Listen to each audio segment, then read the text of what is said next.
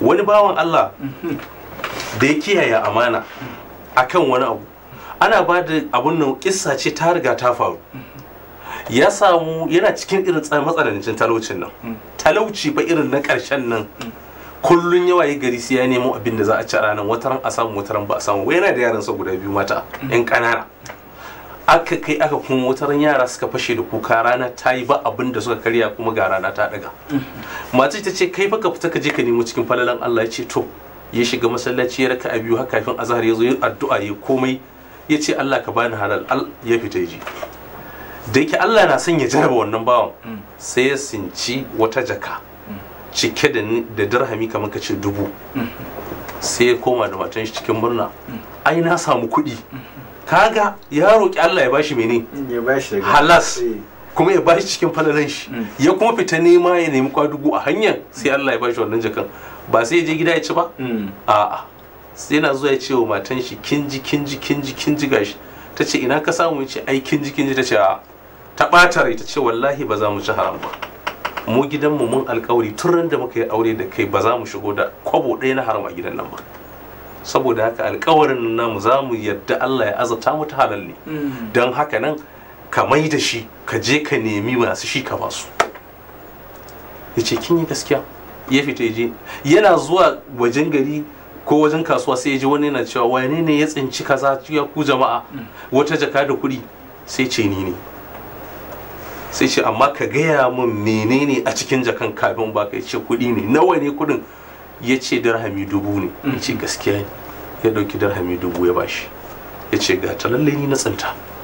Sai ce to wallahi bari in gaya maka, zan ƙara maka dirhami 9,000 ka tafi da wannan ya zama dirhami 10,000. La haula wala quwwata illa billah. Ya ce sai mutumin ya ruɗe. Ya ce kamanya. Ya ce haƙƙinka ne, wani mutumi ne ni ya bani saƙo daga wata ƙasa. Ya ce mun in je in zuba dirhami 1000 in zubar a titi a jaka yar, duk wanda ya zo ya karɓa to in haɗa da wannan dama dirhami 10,000 ya bashi. Ya ce in ka sa 1000 a jaka kayar, to duk wanda ya kawo maka wannan 1000 bayan kai cigiya to ka haɗa mishi 9,000 ka bashi, ka ce duka na shi. Allah ya bashi. Sai Allah ya bashi. Sai ya rude, daga nan ya zama cikin manyan masu kuɗin garin. Gaskiya. Ya je gaya wa matan shi shikenan.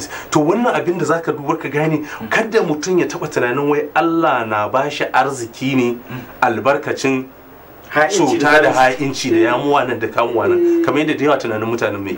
Kuma su kansu mata yana da kyau abin da za su taimaka wa mazajin su wurin mene, wurin kiyaye amana. Amma yanzu mace kullum ba ma ruwanta ta ina aka samu, tana ganin ma ko na miyan ina ne a fisgo a zo a kawo mata, ita dai ta sa kaya mai kyau, ta dan ci gayu, ta sa leshi iri kaza, ta sa atamfa iri kaza, ta ƴaƴanta su hau mutu, ta yi abubuwa irin waɗannan kecare ne, tana ganin ko ma ta yaya ne o lahirin oho. To wannan kuma shi ke kawo da yawa, wallahi za ka ga masu yamuya mai cin komai kamiyamiyan nan, sai ka ga su suka fi kowa baƙin ciki da damuwa. ‘Ya'yansu yawanci suke kashe su ko direct ko indirect. La haula wala quwwata illa billah. Me yake kawo haka? Sai kaga zuciyarsu ya buga, ‘ya'yan sun ƙi da natsuwa saboda mene, sun ciyar da su ta hanyoyin ha'inci da rashin kiyaye amana ta ko ina. Mutum ma'aikacin gwamnati ne bai kiyaye amanan da ke kan shi ba, ya ɗiba can, ya yafaci can, ya kwashe can, ya kamfata can. Wani mutumin ɗan kasuwa ne, bai bar kowace kafa ta ha'inci ba face sai da ya ɗebo na shi kasan a cike zuba a cikin dukiyansa. To ta ina zai albarka a kira makallahu? Mutum wani mai sana'a ne shi ma ha'inci, wani dan kwadugo ne, kwadugon nan yake wallahi wani lebura ne amma ba zai tsaya kira iya leburancin shi ba, ga yana wahala yana shan rana, amma in ya samu dan ragon buhun siminti ko ragon gungun abin nan sai ya diba ya saka a jikin shi ya tafi, ko buciya ɗaya ne, sai in katako ne, in mai rafta ne, ko abin kusa ne, in me ya san fa ba na shi bai, kuma wannan abin ba zai mai arzikin kawai ba a duniya balle kuma lahira.